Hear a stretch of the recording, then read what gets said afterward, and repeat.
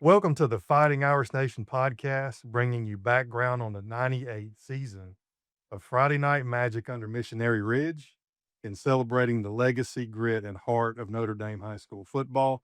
I'm your host, Brandon Culpepper, and today's a big day.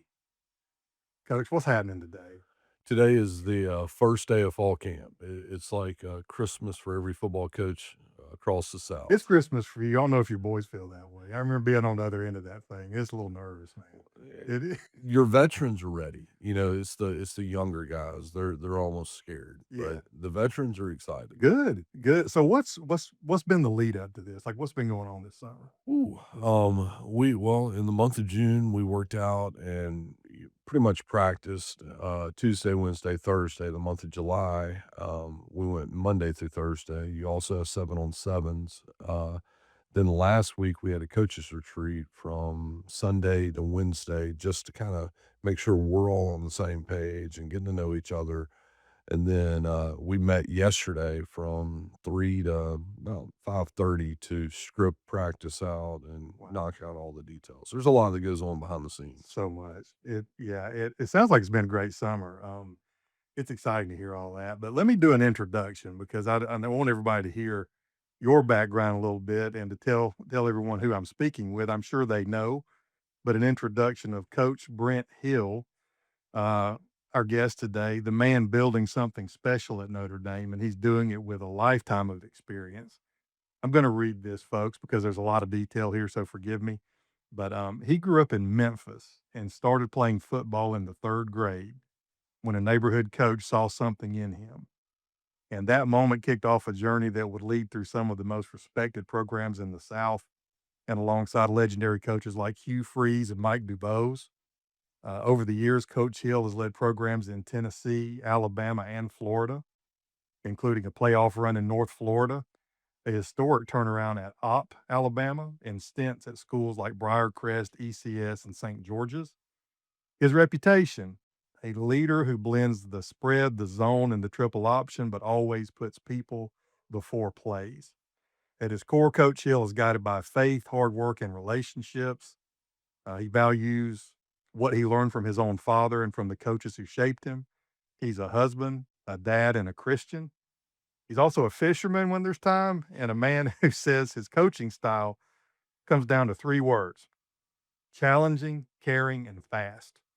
He came to Notre Dame because he saw a program with grit, a fan base that never gives up, and a mission he believes in. And now he's here to lead the Fighting Irish back to greatness. So let's get into it. I'm excited. Take me back to that day in third grade when coach saw something in you. How did that moment shape you? Well, I'm the youngest, and we used to, this is back in a little bit different time. Kids played outside a lot, and we had a side lot that was empty, and all the kids used to play football there. And I still remember this coach, Coach Coleman. And that was in kind of a rougher part of Memphis. I lived in Raleigh, if you know much about Memphis. And anyway, we were playing, back then tackle football with no pads, and They don't um, do that today, do they? no, No. they don't do that. Yeah. And my brother, who was older, he had never played football. He played baseball, he played basketball, and played soccer, and I grew up playing different sports. I wanted to play football, but I knew at the time, like, my mom was not a fan of it, and, it was a really interesting thing. The coach pulled over and pointed at me and said, "Who are you?" And I told him my name, and then he wanted to know where I lived. He lived in the same neighborhood, so literally that evening, he went and knocked on the door and, convinced really my dad. It was like within 5 minutes, my dad said, "No, that'll be good for him. He'll play." And I remember my mom was real nervous about it, but, that's back in the day when, you'd walk to practice, so it was a Mhm. little community team, and we were the Raleigh Egypt Pharaohs, Oh, so that's great. Okay. Well, it sounds like that was the start of something that's been a lifelong thing for you. I mean, I it love got in you at a yeah, young age. I love the game. It's a Okay. hard game. I always tell my wife, "If I died today, you make my son play," and Yeah. she doesn't have to. He's bought into it. He loves it. I just think it's a unique sport. Not that other sports aren't, but I think football is hard. It's out in the heat. You got to work out. You constantly fail. I think it prepares you for life. I really do. I know that era was different. Yeah. And you mentioned that, you grew up watching, Bobby Bowden coach and guys like Love Reggie Bobby. White, Joe Yeah. Montana, and what was it about that era that drew you, to love it so much, and then how does that compare to kind of where the way football is today? You know, this is funny. I fell in love with Bobby Bowden. Love Bobby Bowden, and, he was kinda folksy, down home, and then the way those guys played, if you remember, they were the first ones to kinda go fun and gun. They were the back with Charlie Ward, they were the first one to go no huddle Mhm. and fast pace. The other thing I liked about Bobby, and people forget this, at that there was a long time Bobby Bowden never won a national championship. He'd get right there, and he couldn't win it. And so when they finally won it in '93, I remember being a kid, just so excited because he had failed like 8 times, Mm. and then they finally get it. But that was just a different era, like, all the college football games weren't on Saturday back then, Yeah. and so you could only watch select teams. Notre Dame was always on, I remember Georgia always seemed like they was on.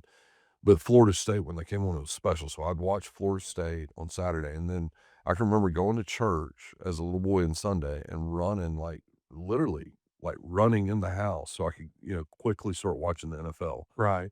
And, when I was a kid, I wasn't really a fan of a team, but I was a fan of the players. Mm. So, it was always fun to me, and it's weird today, now it's different. I watch the NFL. If I see a great quarterback or something, I wanna watch them play. Right. So I guess I really haven't grown up. I'm still a little kid. Still love that part of it. I'm the same way. Yeah. I can identify with that for sure. But one of the amazing things about your career is some of the gentlemen you've coached with. You mentioned I've been blessed. Hugh Freeze and Mike DuBose. What are some lessons that you took from those guys? Because they've obviously had amazing careers. I've got 2, young coaches that are with me right now, and, they followed me from Florida, and I'll share this. I told them to start journaling. Mm. When we get done with practice, go home every day and write down what you like Mhm. that you've learned and what you don't. And I was fortunate. I got to start in my career with a guy named Jim Hines. He was the ECS coach. He had won 7 state championships in football and I think 6 in baseball. And he was such a it was like a grandfather as a coach. The kids were afraid to let him down. He never really could yell. When he did yell, his voice didn't just really come across harsh. Mhm. But this is funny, my wife and I were talking about this last night. He was probably the first big influence because I'd watch he was so patient, and if you know me, I'm not the same, but he did such a good job of building a staff around him. Mhm. What his weaknesses were, he put guys that had those strengths, and, I'm a little like, I almost OCD with a schedule. I'm very organized Mm. and I want things done quick and tempo. Well, Coach Hines was very unorganized, but he was really good at saying, okay, Brent, that's your gift. You do it. Mm. So I started off as, believe it or not, a defensive coordinator Mhm. for Coach Hines. And then I flipped over to the offense. And I'll never forget, I was almost like sad when he asked me to coach offense. And little did I know, though, that would kind of become the thing down the That's road. right. And he saw that in me, but I didn't. Okay. And then after that, I went and worked at Briarcrest with Coach Freeze. Mhm. I can tell you some great stories. Back then, he was a wing T coach. And when we first got together, we met a guy named Noel Mazzoni, who I don't know if you know him, but he was a famous offense coordinator at the time at Ole Miss. Mhm. But Noel was the first one to teach us kind of the beginning of a spread. Okay. When I'd left ECS, we were running the old Georgia Mark Rick spread. It was pretty much like a draw, basic run, but it was mostly passing game. Yeah. We get to Briarcrest and it's the wing tee. Hugh really didn't like the wing tee. So then we kind of morphed into, I'd say, probably the first version of what we see with a spread. Okay. I learned a lot. You want to talk about a guy? His gift, Hugh Freeze's gift, is he can convince an entire room to buy something that nobody wants. I mean, that's his gift. Coach Hines' gift was he could get kids to play for him because he cared. Mhm. He had such a relationship. Hugh could sell anything, and I can remember on Sundays as a young coach, he'd show up, and I'm not kidding. He'd have probably 40 new plays on a marker board, and he'd look at you and go, "That's your job. You gotta sell it to Oh, the wow. guys." Every week it was that way, Okay. and it was different. So I had to adjust. Mhm. Coach Hines was the exact opposite. We had 15 plays. We are gonna be masterful at 15 plays. Mm. Hugh Freeze, we're gonna have 40 new plays this week, and you could never scout him because he was always on top It's of the always curve. changing. Yes. Yeah, that's interesting. So I go back to Coach Hines because they started, having to drop off, and that's where I was an alumni, and, man, it was a rebuild, Mm. and each year we got better. Finally, we won the state championship, and I told him, I said, "Coach, I think I'm ready." And that time, I thought I was just gonna go somewhere and be a coordinator, and he sat me down and he said, "No, it's time for you to be a head coach." Mm. And, Mm. it was a crazy deal. I actually almost took a job in Miami. Um, they offered me, the head job, and I flew down, and I'm not a Miami person. I'm a Southern boy, and Right. that was different. Right. I was scared to death because I turned them down, and they kept flying me back and offering more money, and so every time I said no, they'd fly me back, and they even Good brought. negotiation technique. It was smart, Yeah. it was Yeah. smart, and then finally St. George's, which was a brand new school, and they told me they would hire me as the AD and the head coach in waiting, and one weird thing, I was always scared to be a head coach because I always felt like there was more I could learn, and the one thing I didn't know was triple option. Mhm. Well, the head coach at St. George's was the coach who retired at Germantown, Ken Netherland, and he ran the wishbone, and Mhm. I'm talking true wishbone, midline veer, Mhm. outside veer, all of that.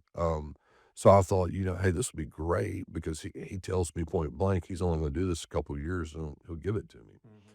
So I go there, and Ken Netherland, he was a funny character. Sometimes what he said, you didn't need to hear in public, Right. but I will tell you, he taught me something. The most valuable thing I will never forget being a young coach. I was so used to having everything organized, and you break down all the film, and he wouldn't. Mhm. He ran the wishbone, and he knew no matter what film you watch, nobody else had the wishbone, so it didn't matter. Right. Well, I was the exact opposite. I was used to you have to break down every play, where Right. they're at in the field. And one day he looked at me and he said, "Brent, he said, "You gotta remember this. You're not beating that coach." He said, "Our kids gotta beat their kids." Mm. And that was probably one of the best things ever. I remember I paused when he said that, and what he didn't know is that night I wrote that down in a journal, Yeah. and it stuck with me because it reminded me, like, sometimes in coaching, we get so involved and we think it's all about schematic schemes, but at the end of the day, you gotta have your kids confident enough in what we're doing that they gotta beat the kids. It's not the coach. Yeah. And then eventually I became a head coach. Honestly, I might have it's good luck and bad luck. On my 10th anniversary, first year as a head coach, we won the state championship. Oh, really? And Wow. good friend of mine was a head coach at USJ. In regular season, they beat the brakes off of us. Beat us by like 40. And we're in the state championship against USJ. And I'll make you laugh. Let me show you how simple football can be sometimes. We're supposed to play on a Saturday. It was Thursday night. Me back in the day with a VHS and my little cowboy remote, and I'm watching their offense. And I'll never forget this. I called something. They would throw the ball about 90% of the time. And their quarterback, before he would snap the ball, would look and then he'd snap it. Mm. And he always threw it where he Where I was looked. looking. Yeah. Well, I catch this in one game. We had like 6 tapes. Mm. So I don't go to sleep that night. It's like Thursday. I call our defense coordinator probably 4 o'clock in the morning. I'm like, "Hey, David, I think I found Got something." a tell here. Yeah. And so he goes through the film. And the very next morning, we're both dog tired. Now, this is Friday before the state championship, and we have to sell our kids, pay attention. Well, we end up winning 21-20. Oh my gosh. And good guy, great guy, breaks my heart. We shake hands for the state championship, and he fell down and had a heart attack.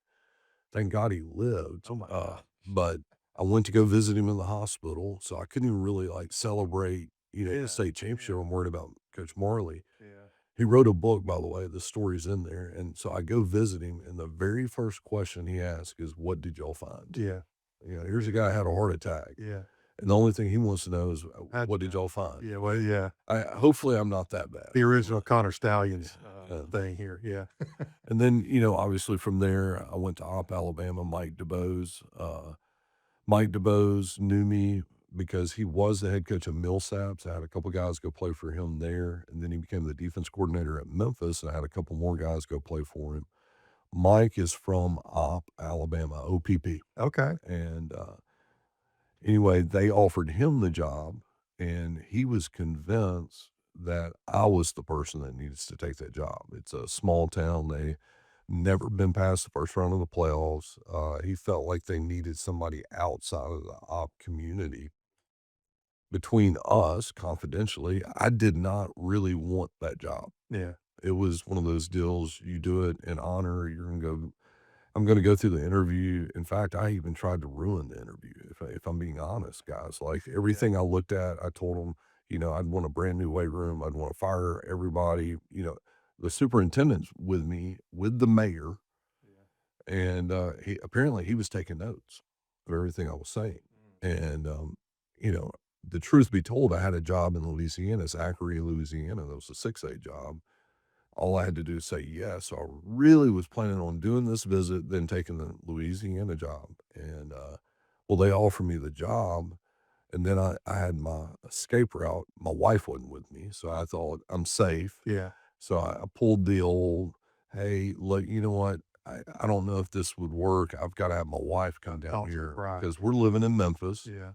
I bring Betsy down there with me." And, I told them I didn't wanna meet the mayor, didn't wanna see the superintendent, nobody. I leave my family alone, let us go down.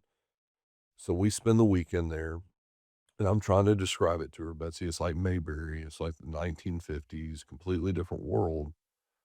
And when I tell you they showed up for football games, they had a stadium that would seat 7,000. It was full. Wow. And, one of the things they had talked to me about was on Fridays, they had a plan that at noon, the local business shut down, and I thought they were joking. Like, they had an emergency plan in case somebody were to rob a bank or whatever. Anyway, we visit, we get done, I'm driving, I'll never forget this, I'm driving back on Sunday, and I'm thinking, "There's no way, no way." My superintendent calls and says, "Coach, what do you think?"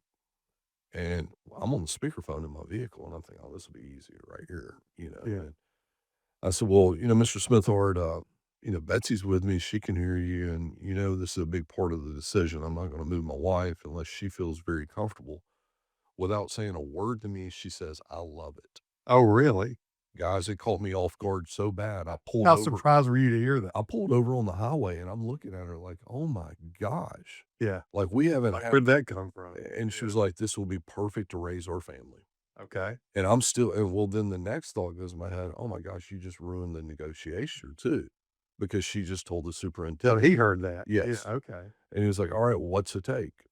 Uh-huh. And, once again, I throw a big number, and he said, "Done." Okay. He said, "When can you come?" And I said, "Well, here's the problem. I live in Memphis, you're in Op, and spring practice starts in a month." He said, "Don't worry about it. We have a cabin for you." Oh my gosh. Well, that's And perfect. so, Yeah. I lived in a cabin for a little bit, and I drive the 7 hours back every weekend, and, I was in Op, and then from there, I got the phone call about North Florida Christian. That's one of those jobs you don't turn down. Yes.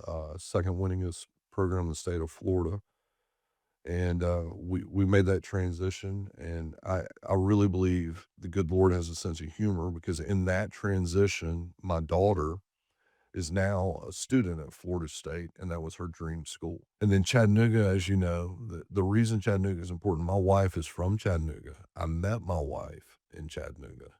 And then my brother lives in Franklin. My parents are older, and Mhm. they're in that stage. They're either gonna move to Franklin or Chattanooga. They're in fact getting their house ready. So this was, I joke, this is my last rebuild. My wife is happy. She loves Chattanooga, and Notre Dame has a special memory in my brain Okay. because of the past when I was at Briarcrest. I think I played them when I was at ECS too. Right. Right. But the one that stands out is when we were at Briarcrest and we had Big Mike, Michael Orr. Mhm. Um, I remember we had the better team. Mhm. Like, it was that team, you come off the bus at Briarcrest and you're like, "Yeah, we're gonna get." Right. Little did we know Notre Dame was gonna be scrappy, Mm. and they fought us the entire game. I remember when the game was over, all of us coaches were like, "Really, Notre Dame should have won." Yeah. We just had better talent. Yeah.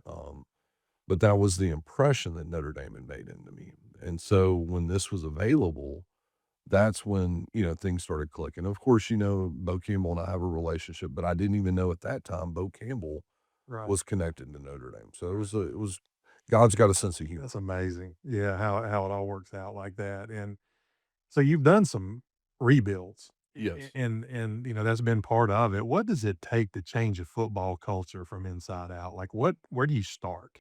You know, it's a great question. When I first started, I'll be honest with you, I went with the instincts of former coaches. I always thought, what did they do? I'd never had a losing season until 1 year in op. Our season opener, this true story is crazy. We had 17 injuries in the first game. Wow, By the week 3, that's we got to had be some kind of record. okay, Yeah. by week 3, we had 21 season-ending injuries. We lost every game. I've never had a losing season in my career. That was probably the most depressing moment I ever hit. What I did in that time period, Pete Carroll had a book and Jim Tressel had a book. So I was scrambling, I was talking to my mentors and all of that, and I started to read and look at how to Pete Carroll was interesting to me because he really people forget this. He was a failed NFL coach before he went to USC. Mhm. And if you remember, he was like the 6th candidate. He Right. basically got the job because everybody else turned it Yeah, down. nobody else would And take then it. he did an outstanding job. Yeah. Well, one of the things I'd read is it starts with Pete Carroll's life, and then he came up with core values. And so I started just going frantically through the notes. There was 2 things I had to come up with my own core values, and then there was another thing I checked at University of Alabama. Y'all don't realize the protein that we talk about for the football team, that was one of the things because I had to play with all those freshmen that year, we lost games, so I checked with Alabama, how are you if you remember during the Nick Saban days, they'd get a freshman, and the next year he was 30 pounds heavier. I'm Right. like, "How are you doing this?" Well, we got to meet with Scott Cochran, the strength and Mhm. conditioning coach. They were using something called Rule 1, which was a huge protein booster, and so I contact that rep, we got our school on it. That was one big thing, but the core values were what I realized at the end of the day, what really is what changes it, and, our core values are attitude, commitment, accountability, dependability, and enthusiasm, and after taking notes and thinking about the season, thinking about everything it took, well, if you go back and look at that one losing season we had, from there, it went from like 8 wins to 9 wins to 11 wins to 13 wins. Then I go to an NFC. NFC had fallen off the map. The very first thing we did is bought into the core values. We went 6-6, then we went 12-1, then I think we went 10-4. Mhm. And then obviously at Notre Dame, our very first year, Notre Dame, I will say, was probably the hardest. The condition of the program was in really bad shape. Yeah, that was my next question is Um, obviously, and this is, I think, the key part of this podcast today. But anyway, we've struggled mightily yes, for years. And just to put the skunk on the table, yes. what were you, what was the staff dealing with when you got here? So the patient is at its lowest point and it is as critical as it can be. So what is your read as the physician is treating that patient? What were you dealing with at that point? When I took the job, some key people had kind of given me Yeah, the insight. Hey, things are bad. yeah, At this point, you got to remember in my brain, I'm coming back home from my wife. yeah. It doesn't matter. She knows I've done rebuilds. You know, Mm, this one, I'm anchoring in, digging my ankles in the sand. We're going to get this thing right, mm, regardless. What I didn't know is all the details behind it. mm. For example, I'd been on the job for 1 week and I get in a meeting and we literally were in the red. We had no money. Yeah, I couldn't even buy footballs. I mean, I'm being dead serious. So crazy. don't think about reconditioning. Guys, 27 helmets had expired. Mm. They were already over 10 years. If you don't know that helmets And that's have a dangerous. lifespan. Yeah, Yes. absolutely. So you don't have a choice. You got to replace that. Well, then we look in the very next year, 20 more are going to expire. So you're talking 47 helmets, and those are not cheap. Yep. Hundreds of dollars a piece. Yes. Yeah, that's a lot of money. The numbers of the program, there was apathy in the community about just football overall. It was, and so here I was walking the halls, talking to everybody I could. If it was a male walking the hall, I was going to do my best to get you out there. But even then, that was hard because there was an apathy to the program. Like they're just not going to win. Right. And then I would tell you some kids had gotten picked up really bad habits. There were kids that I couldn't believe this. Some kids apparently were wearing like pajamas to practice, pajama pants and stuff like. I want everybody to look the same. Right. We had some kids that would miss practice but still played.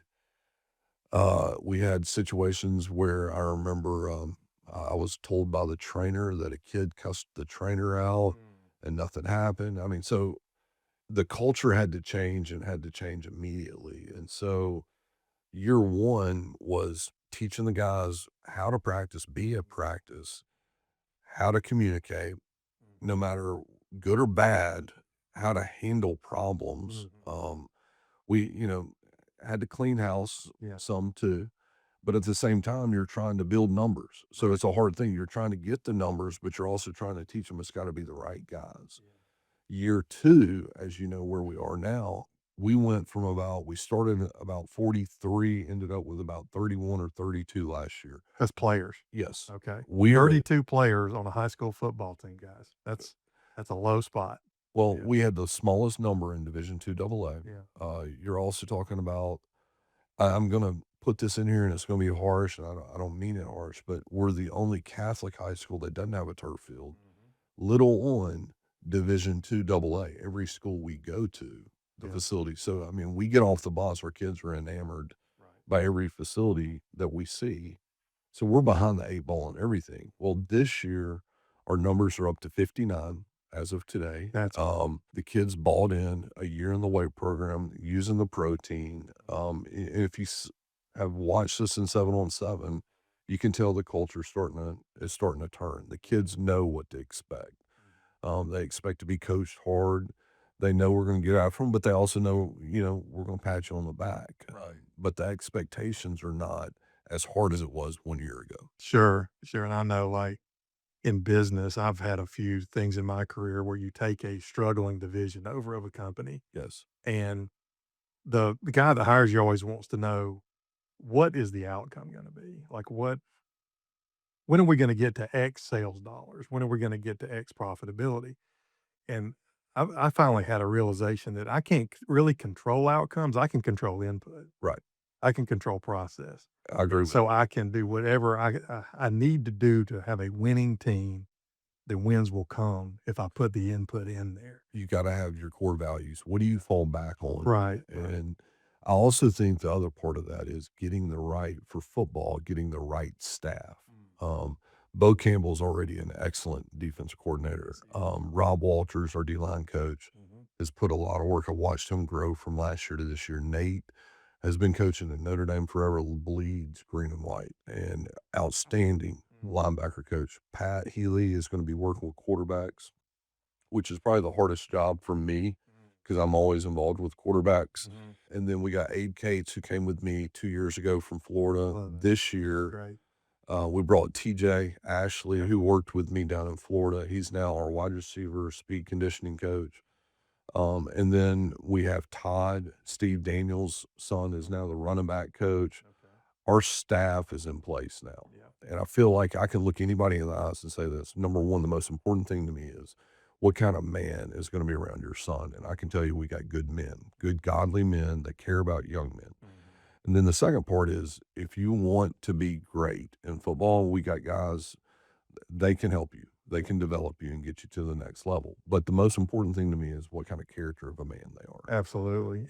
That's the most important thing. Yeah, I'm with you. I know like that. What you saw playing Notre Dame at Briarcrest all those years ago. That was a different Notre It Dame is. than what I walked into. But I think that when you really get down to the base level of what this school is and what this community is, that's who we really are. I agree. And I think we got to get back to that. And that's what's so exciting about the culture getting back to something it resembles what it really is. Right. Because there's been this moment where we weren't really doing that. So that's what's so exciting. I mean, I'm involved with the Booster Club. People ask me, "Why are you doing this?" Well, we didn't have I don't well, we didn't have one, and why am I doing well, I tell people, "Well, my qualifications for running the booster club is I don't have a kid at Notre Dame, I'm not from Chattanooga, and I'm not Catholic. So why in the world?" Well, I'm doing it because I know how special this school is. you love it. Yeah, I love it. Yeah, I see it, and I know, and I believe and in you've my been a heart coach. that yeah, and I did coach for a minute. And that's one of the reasons why I believe in my heart that you're the guy to kinda take us back to where we've been before because I know it's gonna happen. And it's super exciting to see it, and when you get into a new season like this, when you're starting your fall camp, it's there's so much optimism underneath the hood because Mhm. the potential that's there, and can we Yes. just execute what we know we can do? And, that's what's so exciting about sitting here at the beginning of August right now. But I guess a question that, just for the whole community though, what should Notre Dame expect to see this year?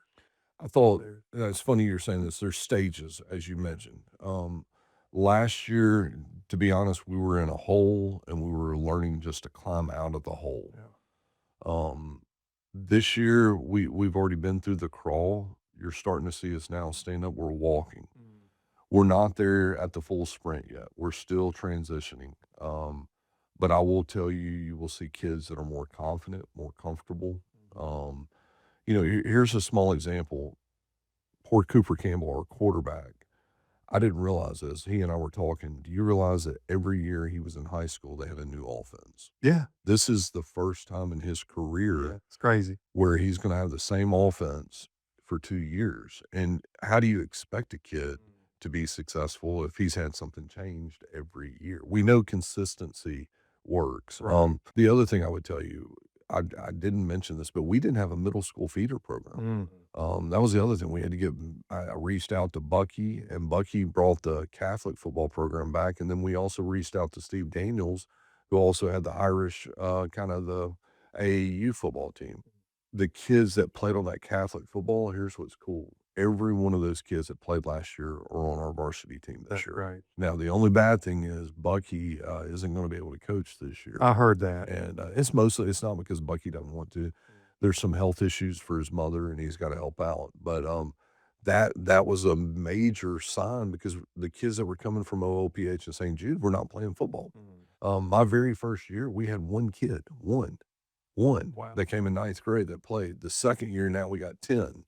And so it's starting to change. The kids are buying into it. And I agree with you. The core to Notre Dame football has always been it doesn't matter who we have, they're always going to play hard. Mhm. And they pretty much have to beat themselves, Yes. and that's the key to it. We're trying to buy back into you've got to play hard nosed football Right. and make the opponent beat you. Don't give the game away. So we're trying to get there. Absolutely, and I remember about Notre Dame in general as a parent.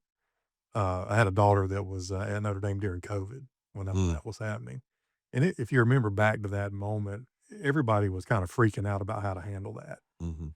Some people totally shut it all down and just kinda went in the hole, Yeah, and some schools kind of buckled in and really dug into who they were and what their value system was and kept trucking through that as fearful as that was.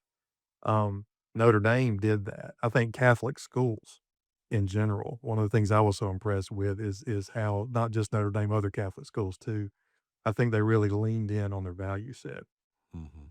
and weren't swayed at a moment when you can really easily be swayed. And, wasn't they did anything dangerous, but they didn't give up, some things I think other schools did give up. They didn't lose They hope didn't and lose just shut it all they down. exactly. Right. They kept pushing through that the best way they could. And that's a spiritual I also believe that's a spiritual side there, It is, and I think that touches every phase of the school, and I think that it touches the football program way back. I mean, have we won, lots and lots of state titles? No, but there's this grit, there's this determination, there's this humility, there's this can-do ethos underneath that hood Right. that if we can just get back to that, then we will be I think we can be champions. I do too. I do too. It's just you gotta go in stages, Yeah, and I think you will see a much improved program this yeah. year.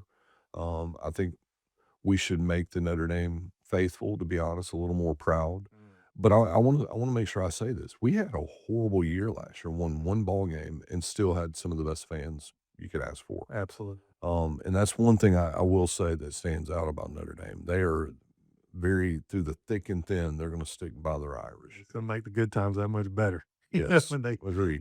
hit. So, this group of players that you have right now, what do you see in them that gets you excited? Now that you've got a second year, kind of some momentum rolling into the season, what are you seeing that really gets you Of excited course, about the football? the physical side, I'm seeing leaps and bounds in all the guys. They're a lot bigger, we're a lot stronger, we're a lot faster. One of the things we did in the off season too that was kinda, I guess it's not normal, but we did a leadership training The and players. we did, Okay. and, that's not always easy. I mean, we peeled the layers in front of our teammates, and we gave self-evaluation as well as allowed the teammates to evaluate Oh, you. wow.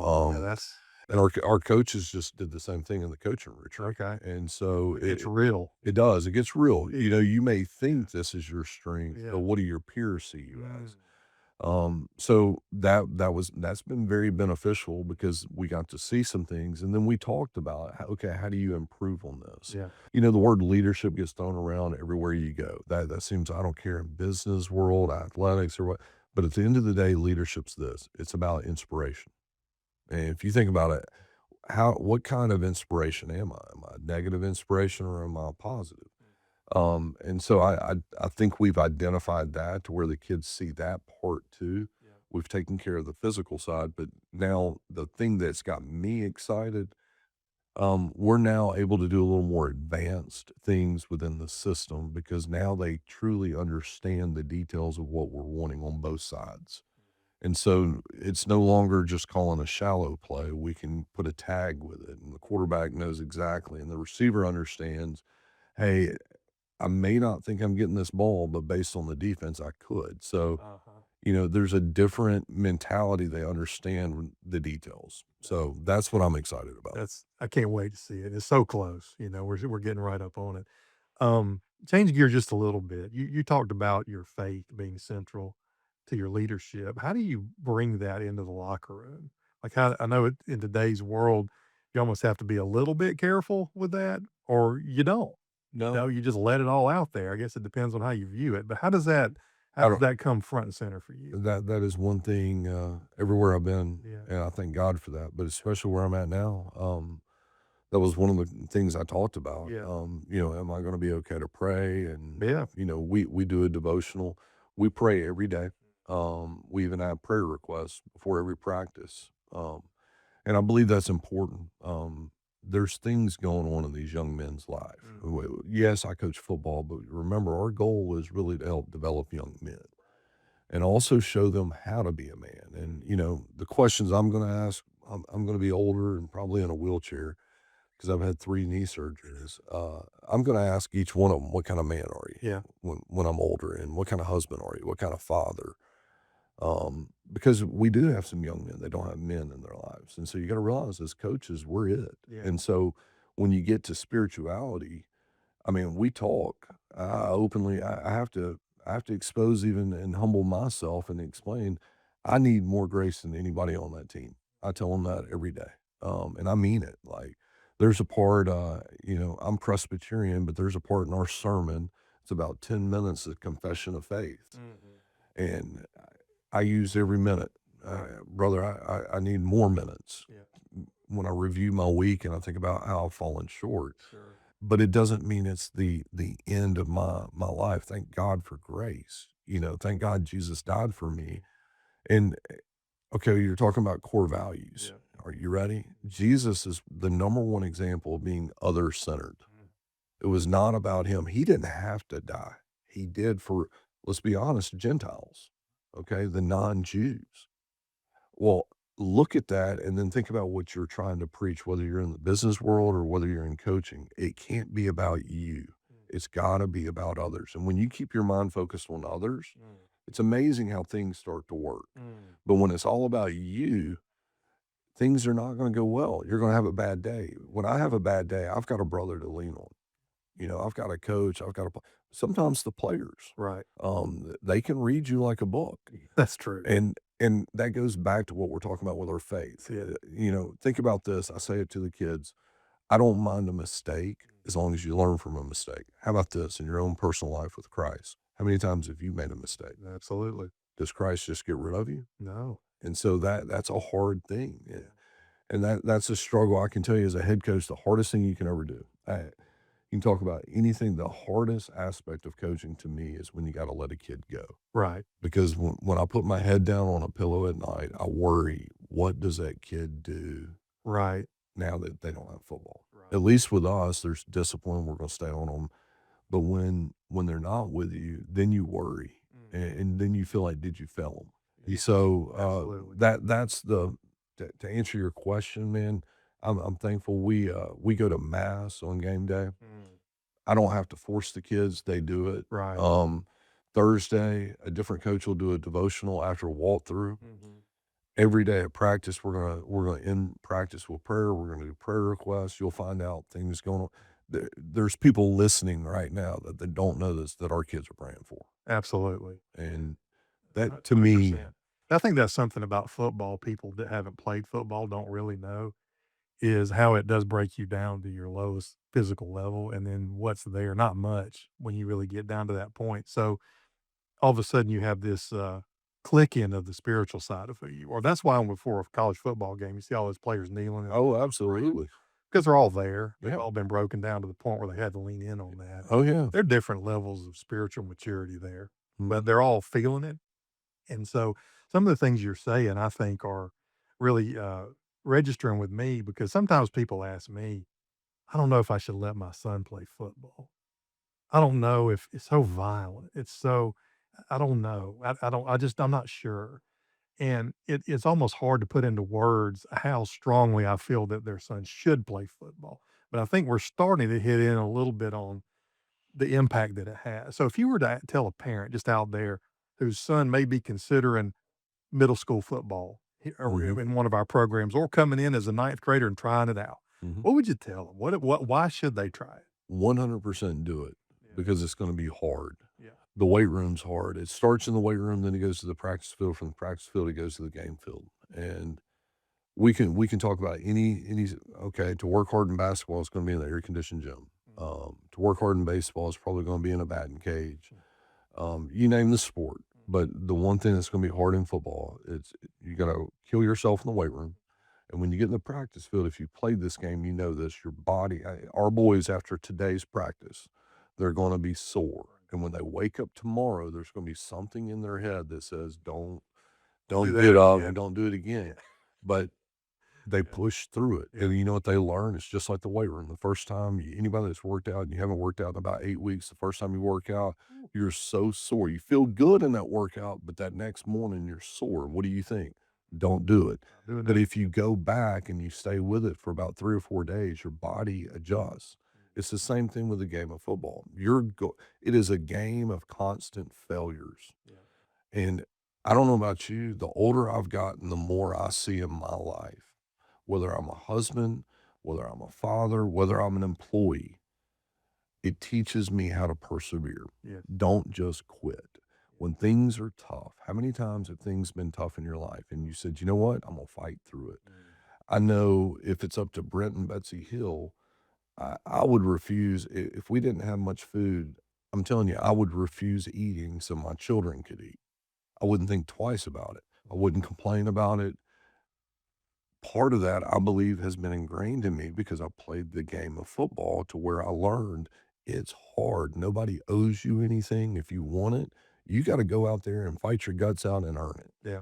It is a tough, tough sport and it prepares you for life. Oh yeah. Remember how coach told me nobody feels sorry for you but your mama. She ain't Yeah. out here. Yeah. So Well, it sucks. and look at how many guys that have this is a crazy stat, but look at how many guys that have played this game or coached, and when they get out of it, you see they have a successful career. Mhm.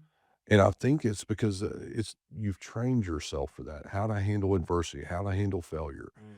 You can't just give up. You got to keep fighting through it. Absolutely. In your career, you've went over and taken over. Mhm. Let's be honest, companies that were not in good shape. Mhm. And there's days, I don't care who you are, there's days you're thinking to yourself, "What did I get myself into?" Yeah. but there's also that part of you in your brain that goes, "I can do it." Right. Right. Now you can't do it by No, yourself, you need the good Lord's help. you do, and that's it, is and I agree 100% with when you said being other-centered. The minute it's about me, Doesn't work. kinda dead in the water. If it's about your ego, Yeah, "Look at me," that's not gonna work. it's not. Yeah, It's but gotta be if about you others. truly empty yourself out, God can work with that, I agree. and yeah, certainly see that in football, absolutely. Um, your dad, you had a comment when I gave you some questions. You said that your dad taught you that the harder you work, the luckier you get. How's that proven true? Just on just the work ethic side of this. So how have you seen that come through? Alright, you would have to understand my dad. Yeah. He's from a small town in Mississippi. You probably never heard of Tishomingo, okay? I actually had a daughter at Ole Miss. I've heard of Okay. Tishomingo. There were 13 in his family. Okay. They were a farming family. He was the youngest male. My dad illegally fought in Vietnam, signed up too young and fought in Vietnam My goodness. because he thought that's what you should do. Yeah, It was a different mindset back then. absolutely. Okay. Yeah. And he'll tell you a great story when he flew in one time from New York City and got spit on. Mm. And then when they flew into Memphis, they had a parade. It was our country was divided about Vietnam, Right. but he used that military. My dad did not graduate from high school. Mm. He used the military to help his career. Right.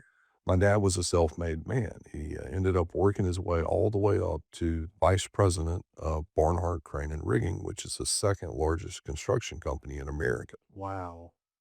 That's So amazing. when I tell you he was a hard worker, Yeah. uh, even now that he's retired, he still wakes up at 4:30 in the morning and does a Bible devotion. Okay. And then he can't sit and Yeah. watch TV. He's out doing he so I grew up in that environment. And, even when I was a kid in the summer, I'd have football. When I got through with football, he'd have somebody pick me up, and I had to go work construction, large construction. Yeah. And he installed in me and my brother a work ethic that I'm so thankful for. But I watched it with my own eyes. He didn't have to sell me. Mm. Um, the Mississippi River Bridge that crosses in Memphis, their company built. The pyramid, they built. Oh, wow. FedEx Coliseum, Yeah. they built. Oh my gosh. I watched a guy that didn't have the formal education, and the reason he wanted his kids to have an education is because of what he had to do to make it. So it's funny, he really didn't want me going into coaching, Really? mostly because he didn't feel like financially it would provide for the family. Okay. Now, the funniest thing is, I think my dad has told more people how proud he is. I'm sure. Yeah. He loves it. Yeah. I mean, my mom and dad literally have a date night every Friday night, Yeah. and they have a big screen TV, invite my uncles and aunts, and they watch our games Yeah. every Friday night. Yeah. But we talk constantly about different things that are going on in the program. And the one thing my dad has always taught us, we may not have the same athletic ability as someone else, but I can outwork someone. And I feel that same way in coaching. There may be somebody better, but I promise you, you're not going to outwork me. I'm going to be prepared. And those were little things we learned. Something as little as, I'm not kidding, when I woke up as a kid, we had to fold our bed every day. Yeah. Yeah. Something that small. Right. Those were things that are important. And kids don't understand. I want everything in the locker a certain way Right. because I believe if you can't do the little things, you won't ever be able to do the big things. Absolutely. Where did I get that from? My father. So, I'm glad I asked you that question. That yeah. that actually tells people a lot about you, and that's awesome. I mean, that you had that example. It really is amazing. Um, Switch gears just kinda toward this season a little bit, looking really down the next several weeks, and it's amazing. It's as close as it is, but, um, and then you talked a little bit about what people should expect in that, but then as you look past that, what do you see for Notre Dame in 2 or 3 years? Like, if we keep pushing with the same momentum and the same intensity and doing the same process that you've laid down here, where do you see it? What could it be? I really believe if we keep going in the rate we're going, um, we'll be able to be back in that conversation of being the top dog in Division II AA. Mm. We'll no longer point at Boyd and the Silverdales and say, they're so much further ahead. Right. Uh, we're catching up now. Yeah. If we keep improving internally in the program, and then I think if the school keeps committing externally on facilities, I really believe, and I mean this, I really believe that Notre Dame will be the place that people are talking about. We are not Baylor and Macaulay. We don't need to be Baylor and Macaulay. They're different schools. We have a Right. different mission. But I think our school doesn't need to get any bigger. It needs to, we have an identity of who we are. Mhm. I think with Eric Schecksnyder as the head of school, who is just as committed, you're going to see Notre Dame as a whole. I really believe in the next 2 to 3 years will be the talk of the city. I really think so. That's music to the people listen to this' ears. That's for sure. That's exciting. If an alumni or a fan comes up to you today and says, "Coach Hill, what can I do to help?" What would you tell Join the Booster Club them? right Amen. off the bat. Amen. That's not a joke. I Yeah. mean, I was just explaining where we were. I Yeah. mean, I literally, Booster Club had to buy helmets for us because the good news is we ran out of helmets. Yeah. But we literally have just been surviving. Yeah. And I would say start with the Booster Club. I would say come around, get to. One rule I have: if you played football at Notre Dame, you're always welcome to come to practice. You're always there. You can come see us anytime. We got Coach Wiggins Yeah. hanging out with us. Charlie. He's kind of an analyst. I love Coach Wiggins. Yeah. Everybody will know him. Yeah, He's got such a tie to the legacy of the program. and Yeah. I want the alumni Yeah. to say, things are going right when the alumni go, I've got kids. My kids are going to Notre Dame. Absolutely. And that's what we want. We want people to be proud of Notre Dame. I want them, when it comes time for high school, they don't question where they're going. Their kids going to Notre Dame. Absolutely. Absolutely. Um, what kind of legacy do you want to leave at Notre Dame? Not just wins and losses, but the lives of the people at the school. Like, what would when you're done here, what would you want your legacy to be? Mm, that's a tough question. On the Um, spot. Sorry. no, I would hope, I would hope that every young man that I've coached knows, yes, I was hard on them, but hard on for the right reason. Yep. I would hope that they know I challenged them to be a better man. Um, I am a unique football coach in the fact that I've been an AD before too, so I support other sports. And I would hope the kids know that I support them academically, athletically, and spiritually. That would be I would feel like I failed if they didn't feel, that I covered those 3. Absolutely. Okay. What's your favorite play to call on 4th and short? Ooh, it depends on your team. It Okay. does. But Okay. okay, like, man, favorite is Yeah. probably off tackle Okay. if I have the line and that back. Okay. You know what I mean? Like, last year, we didn't have that, Yeah. and so you had to think differently. There's been teams I've had a wildcat offense, Mm. and I've done that. And then there was years when I always kept the wishbone, and we'd give the old fullback dive, just right up the gut. Mm. That's a great question. Yeah. Depends on your personality. Yeah. My first college football game was at Alabama. Oh, Or man. Vanderbilt, and, God bless I you. don't remember yeah, they won the national title that year, but one of the things they did that day was they put a guy named David Palmer, Oh, yeah. who was a receiver Oh, yeah. behind Put him at behind center. No one absolutely. ever seen that before. Yeah. No, he was number 2, Number wasn't 2, the he? Yeah. deuce. They Deuce. put the deuce at quarterback, and we Yeah. were going, "What has just happened here?" Oh, yeah. Well, needless to say, we couldn't stop it too well, but it's amazing. That's the first time I think that happened. I don't know, but it was amazing how the impact that had on Oh, yeah. You for put years. just a freaky A athlete right freaky there, and athlete you just back there. let him go. You just couldn't account for it, Yeah. but yeah, that was I have PTSD about that. Anyways, what is what's the hardest place you've ever played or coached, like, the played against? Who's the toughest opponent you ever had? Overall toughest, Mhm. when I was in Alabama, we played a school called T.R. Miller, and I didn't know Mm, they were the winningest team in the state of Alabama, okay. and I'm glad I didn't know Yeah, yeah. because we upset them. Oh, really? Yeah, Okay, and I had no idea. okay. The whole city went crazy. They wrote a big newspaper article in that town. They had not lost a football game in 7 years at home, Mm, and I didn't know. yeah, And so I'm thankful I didn't know because if I walked into the game and knew, I probably would have been uptight, but we yeah. were we were loose. That was a special one. I'm trying to In Florida, there was a couple of places. There's a place called Wakulla High School. That's tough, Mm, right there on the Panhandle. Yeah, I'm trying to think.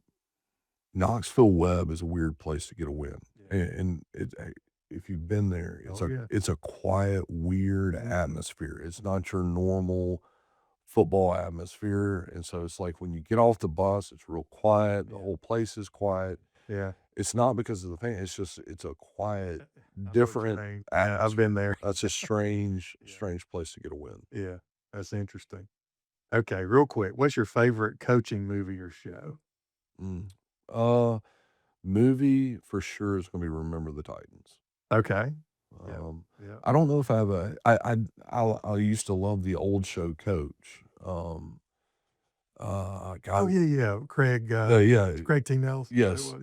Yeah. he was the Minnesota coach. Yes, Yes, yes, yes. Minnesota State. everybody tells me Yeah. I should watch Friday Night Lights. I've never seen it. Oh, really? Uh, Yeah, the West Texas stuff. yeah, Yeah, yeah. but I did love Remember the Titans. Okay, awesome. Well, Coach Hill, thank you for being with us today. More importantly, thank you for the heart, leadership, and vision you're bringing to Notre Dame football. It's clear you're not just here to win games, you're here to build men, build character, and build a legacy that will last beyond Friday nights. We're lucky to have you, and Fighting Irish Nation is behind you every step of the way. Thank you, So thank you very much thank for you. being here. Um, Everybody want to call out the Booster Club website real quick. If you haven't been there, please go visit fightingirishnation.boosterhub.com. Fightingirishnation.boosterhub.com. Everything you want to know about football teams on there. We've got stories, we've got news events, news stories on there. We've got a store where you can do everything from buy membership packages to the Booster Club to buy gear. We've got some great gears. We get into the fall, everything from hoodies and t-shirts to golf shirts to hats to iPhone cases and yoga mats. I mean, we got everything on there. So go check it out. It's a great place to stock up on that. Um, and then you've also got things like game schedules. You've got different ways you can get involved. The Booster Club's always having events. We've got a bingo event coming up here in a few nights. So go check that out. Look at that. We'd love to have everybody there for that. Um, so just thank you for tuning in. If you enjoyed the conversation, be sure to subscribe, share it with someone who loves high school football, and join us next time for more stories that make Fighting Irish Nation special. Until then, stay strong, stay humble, and go Irish.